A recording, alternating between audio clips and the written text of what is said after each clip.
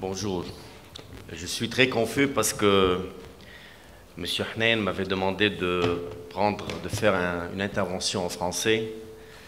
J'avais préparé un discours, mais je vais plutôt essayer de ne pas le lire pour être beaucoup plus proche de vous, de m'inspirer de ces visages sublimes qui sont là aujourd'hui. Et aussi, je suis confus parce que je vois beaucoup de personnes de toutes les nationalités et qu'on ne sait pas si on parle arabe, ils ne vont pas comprendre, le français peut-être pas, pareil en anglais. Mais comme j'avais préparé cette intervention en français, je vais continuer en français. Tout d'abord dire Ma'ali al-Wazir, bienvenue à Jbel. Siedet al-Moutran, nahna andak, ra'ina. Excellences, messieurs les ambassadeurs, bienvenue dans ce site historique qui est Byblos. Et Monsieur Velas, vous êtes chez vous apparemment ici à l'IUT, puisque c'est pas la première fois ni la dernière que vous serez là. Tout d'abord, permettez-moi de dire que je suis très heureux d'être à l'IUT aujourd'hui avec Madame Hnein et Monsieur Hnein. Et à mon avis, ils doivent changer le nom de leur université. Il ne faut plus que ça soit l'IUT. Il faut que ce soit l'IUI. Pourquoi l'IUI? Parce que il faut que ce soit l'American University of Innovation. Ils sont toujours dans l'innovation.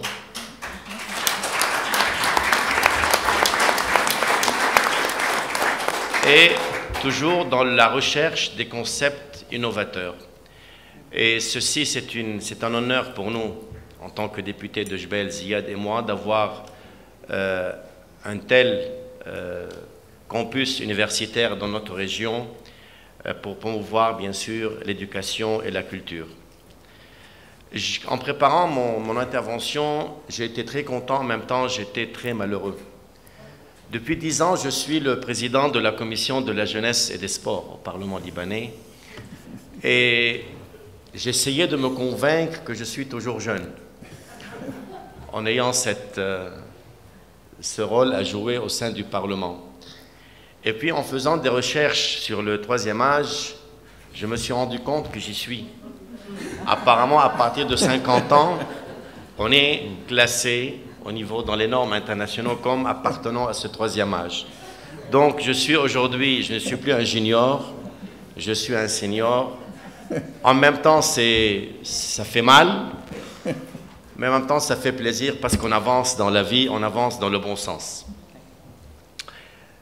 Troisième point que je voulais évoquer, c'est que M. Velas a parlé de Toulouse.